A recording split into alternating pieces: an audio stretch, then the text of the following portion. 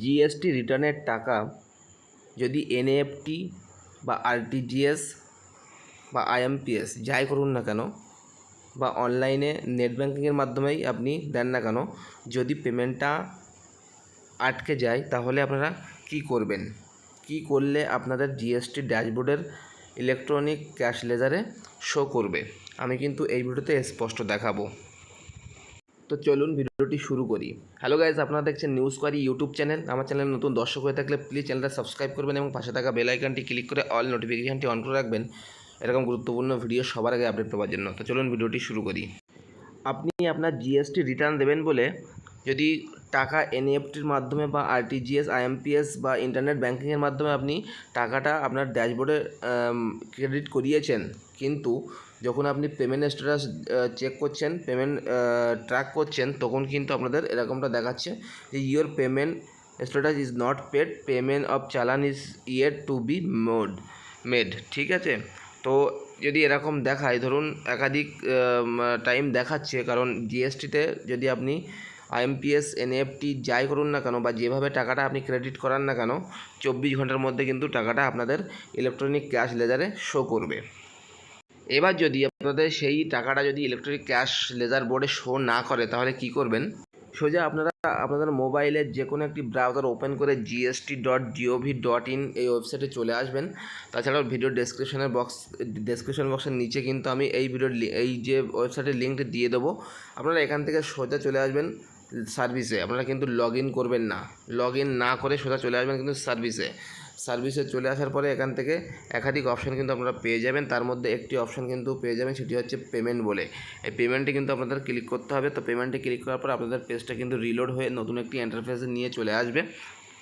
পেমেন্টে আসার পরে সেখান থেকে আপনারা চলে আসবেন। পেমেন্টের মধ্যে একাধিক অপশান পাবেন, তার মধ্যে কিন্তু একটি অপশান আছে grievance against payment GST PMT 07। সবসময় মনে রাখবেন, যদি আপনার জিএসটির যে ক্রেডিট করা টাকা যদি আটকে যায়, সবসময় কিন্তু আপনাদের grievance GST PMT form number 07, এই ফর্মটাই কিন্তু আপনাদের ফিল আপ করতে হবে। তো কোথা থেকে আসবেন? সবার প্রথমে এখানে কিন্তু স্টেপ বাই স্টেপ প্রথমে হোমে আসবেন।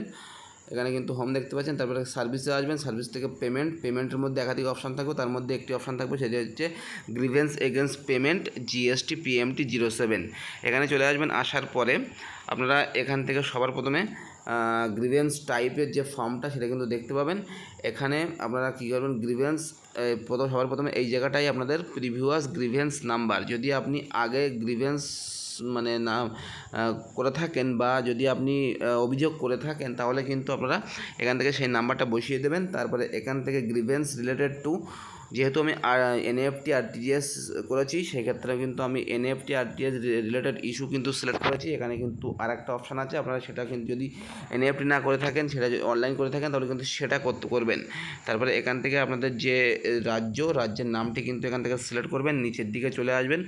তারপরে এখান থেকে আপনাদের এই জায়গায় এই যে অপশানটি আছেন, এখানে কিন্তু জিএসটি নাম্বারটা বসিয়ে দেবেন এবং জিএসটিটা কোন বিজনেস বা জিএসটিটা কোন ট্রেডিং বা কি কোম্পানির নাম কি, সেই নামটা কিন্তু এখানে আপনারা লিখবেন এবং কোম্পানির ওনার কে আছে তার নামটা কিন্তু এখানে লিখবেন, কার নামে জিএসটি। তারপরে কোম্পানির যে মেল আইডি বা যে মেল আইডিতে আপনি রেজিস্ট্রেশন করার সময় জিএসটি রেজিস্ট্রেশন করার সময় দিয়েছিলেন, সেই মেল আইডিটা এখানে লিখবেন।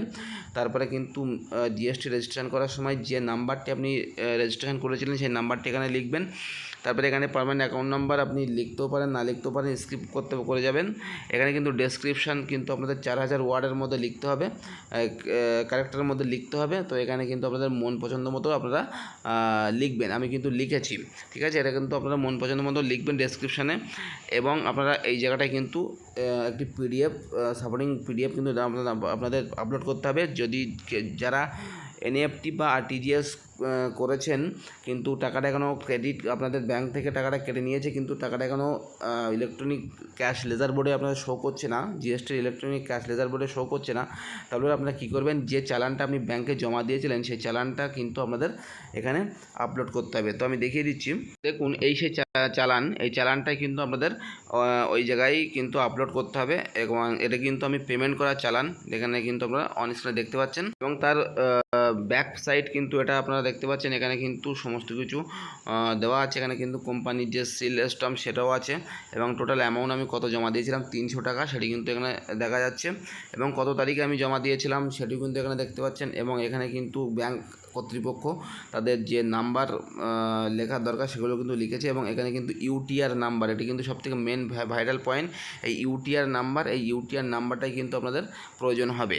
তো এই যে দুটো পেজ আমি দেখালাম, ফ্রন্ট সাইড ব্যাক সাইড দুটোই কিন্তু আপনারা পিডিএফ আকারে ওখানে সেভ করে আপলোড করবেন।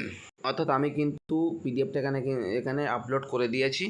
তারপর নিচের দিকে আসতে হবে। নিচের দিকে আসার পরে কিন্তু এখানে আপনাদের সিপিন, এই সিপিন নাম্বারটা কিন্তু এখানে বসাতে হবে। তো সিপিন নাম্বার আপনারা কোথায় পাবেন? সিপিন সেই সকল ব্যক্তিদের প্রয়োজন যারা আরটিএস বা এনএফটির মাধ্যমে চালান জমা করেছেন ব্যাংকে এবং যে ব্যাংকের চালানটা আপনাদের জেনারেট হয়েছে আপনাদের জিএসটির এগেনস্টে। এখানে কিন্তু ফর্ম নাম্বার দেখতে পাচ্ছেন, জিএসটি ফর্ম PMT 07 পেমেন্ট চালান। তো এই জায়গায় কিন্তু সিপিন নাম্বার, এই সিপিন নাম্বার কিন্তু আপনাদের প্রয়োজন হবে যারা অফলাইনে আরটিজিএস বা এনএফটি করেছেন ফর্ম PMT 06 মাধ্যমে, ঠিক আছে। তো এই সেই সিপিন এই নাম্বারটা কিন্তু আপনাদের কপি করে ওখানে পেস্ট করতে হবে বা দেখে দেখে লিখে দিতে হবে। তো আমি কিন্তু আমার সিপিন নাম্বারটা এখানে যেই লিখে দিয়ে বাইরের দিকে ক্লিক করেছি সেই কিন্তু অটোমেটিক্যালি আমার কবে আমি করেছিলাম না করেছিলাম সব কিছু কিন্তু আমার এখানে মানে দেখিয়ে দিয়েছে এবং আমার যে সিপিনের এগেনস্টে টাকাটা কাটা হয়েছে সেটি কিন্তু এখানে শো করছে। Please wait for 24 hours of amount is debit from your account. অর্থাৎ আমার কিন্তু 24 ঘন্টার মধ্যে আমার যে টাকাটা আমার অ্যাকাউন্ট থেকে কিন্তু কেটে নেওয়া হবে সেটি কিন্তু লিখে দিয়েছে। এবং আমি পেমেন্ট মোডটা কী করেছিলাম, NEFT/RTGS, এখানে কিন্তু ডেটটা কবে চালানটা জেনারেট করেছিলাম 1/8/2024 এবং এখানে আমার মোট পেমেন্ট ডিটেলসটা কিন্তু শো করছে, আপনাদের কিন্তু শো করবে। আমার কিন্তু CGST 150 আর GST কিন্তু 150, অর্থাৎ মোট 300 টাকা। তো তারপরে এখানে কিন্তু ইউটিআর নাম্বার আমি কিন্তু আগেই দেখিয়েছি যে ইউটিআর নাম্বার যে চালানটা আপনি জেনারেট করেছেন এবং ব্যাংক কর্তৃপক্ষ আপনার চালানটা ফেরত দিয়েছে তার নিচে ব্যাক সাইডে কিন্তু ইউটিআর নাম্বার লেখা আছে। তাছাড়াও কিন্তু আপনার যে রেজিস্টার মোবাইল নাম্বার আর কি, সেই রেজিস্টার মোবাইল নাম্বারে কিন্তু মেসেজও চলে যাবে ইউটিআর নাম্বারের মেসেজ। তারপরে এখান থেকে কিন্তু কোন ব্যাংকের সেটি কিন্তু চেক আপনি দিয়েছেন সেটি কিন্তু এখানে শো করবে। তারপরে আপনি পেমেন্টটা কবে করেছেন চেক সেটি কিন্তু এখানে দেখিয়ে দেওয়া হবে এবং আপনার পেমেন্টটা কবে কাটা হয়েছে সেটি কিন্তু এখানে আপনাদের উল্লেখ করতে হবে। আপনারা কিন্তু দুটোই উল্লেখ করবেন এবং যে চেকটা আপনি জমা দিয়েছিলেন সেই চেকের নাম্বার কত ছিল নাম্বারটা কিন্তু এখানে লিখতে হবে। সমস্ত কিছু ঠিক থাকার পরে এই যে ক্যাপচার কোডটি কিন্তু এই করে ফিল করতে হবে। তো ফিল করা হয়ে যাওয়ার পরে আবার কিন্তু আপনারা রিচেক করে নেবেন যে সব কিছু ঠিকঠাকভাবে আপনারা বসালেন কি না। তারপরে নিচের দিকে আসবেন, নিচের দিকে আসার পর কিন্তু দুটো অপশানে আপনি প্রসেসটা করতে পারবেন। একটি হচ্ছে সাবমিট উইথ DSC, যাদের DSC আছে তাদের মাধ্যমে সেই ডিএসসির মাধ্যমে কিন্তু আপনারা সাবমিট করতে পারবেন।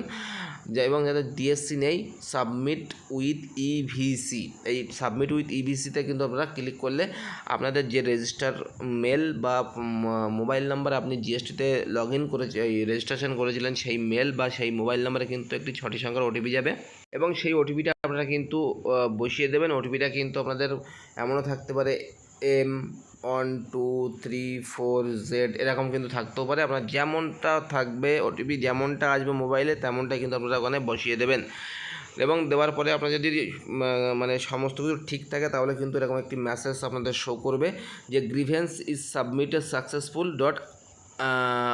you will receive an acknowledgement with grievance number in next 10 minutes your email ID। অর্থাৎ আপনার যে গ্রিভেন্সটা আপনি সাবমিট করেছেন সেটি কিন্তু সম্পূর্ণভাবে সাবমিট হয়েছে, সঠিকভাবে সাবমিট হয়েছে এবং আপনার যে অ্যাকনোলেজমেন্ট নাম্বার অর্থাৎ আপনি যে একটি কমপ্লেন করলেন জিএসটির টেকনিক্যাল টিমের কাছে, তো সেই কমপ্লেন নাম্বার কিন্তু একটা পড়বে। সেই নাম্বার কিন্তু আপনারা 10 মিনিটের মধ্যে আপনাদের যে মেল আইডি আছে আপনার কোম্পানির মেল আইডি সেই জিএসটির মধ্যে সেই মেল আইডিতে কিন্তু আপনাদের কমপ্লেন নাম্বারটা দিয়ে দেওয়া হবে। তারপরে আপনারা কি করবেন, আবারও কিন্তু সেই সার্ভিসে চলে আসবেন। সার্ভিসে আসার পরে পেমেন্টের থেকে আপনারা গ্রিভেন্স এগেন্স্ট পেমেন্টে কিন্তু চলে আসবেন। আসার পরে এখানে একটি অপশান দেখতে পাবেন, সেটি হচ্ছে রিকোয়ারেড স্ট্যাটাস। তো আপনাদের যে স্ট্যাটাসটার কি কত দূর আগালো সেটি দেখার জন্য এখানে কিন্তু আপনারা ক্লিক করবেন। ক্লিক করার পরপরই কিন্তু আপনাদের সামনে গ্রিভেন্স নাম্বার চাওয়া হবে। তো গ্রিভেন্স নাম্বারটা দিয়ে সাবমিট করলে আপনাদের কিন্তু যে গ্রিভেন্সের ডিটেলস সেটি কিন্তু শো করবে এবং আপনারা সেই মতো কিন্তু দেখতে পাবেন যে আপনাদের কাজটা কতদূর হয়ে গেল। এবং তারপরে কিন্তু আপনারা লগ ইন করবেন। লগ ইন করে আপনারা কিন্তু এখান থেকে যে ক্যাশ ইলেকট্রনিক ক্যাশ লেজার বা লেজার বোর্ড বলে একটি অপশান থাকবে আপনাদের সার্ভিসের মধ্যে, সেই লেজার বোর্ড অপশানে চলে আসবেন। তার মধ্যে কিন্তু একাধিক অপশান থাকবে। প্রথম একটি অপশান থাকবে ইলেকট্রনিক ক্যাশ লেজার। সেই ইলেকট্রনিক ক্যাশ লেজারে যখন আপনারা ক্লিক করবেন আপনাদের কিন্তু টোটালটাই দেখিয়ে দেবে এবং ডেট অন টাইম দিয়ে তার নিচে কিন্তু অ্যামাউন্টটা থাকবে। অর্থাৎ তাহলে কিন্তু আপনারা বুঝতে পারলেন যে আপনাদের যদি জিএসটিতে রিটার্ন টেবিল দেখানোর জন্য আপনি টাকা ক্রেডিট করিয়েছেন কিন্তু টাকাটা 24 ঘন্টার মধ্যে এখনও আপনাদের যে ইলেকট্রনিক ক্যাশ লেজার বোর্ডে শো করেনি না করলে আপনারা কিন্তু এরকমভাবেই কমপ্লেন দেবেন বা গ্রিভেন্সে কন্ট্যাক্ট করবেন। আশা করি আপনাদের কিন্তু সমস্যার সমাধান হয়ে যাবে। এই ছিল ভিডিওটি যদি ভালো লেগে থাকে লাইক করবেন, কমেন্ট করবেন, শেয়ার করবেন। আর আমার চ্যানেলে নতুন দর্শক হয়ে থাকলে প্লিজ চ্যানেলটা সাবস্ক্রাইব করে আমাকে সাপোর্ট করবে। দেখা হবে পরের ভিডিওতে। ভালো থাকবেন।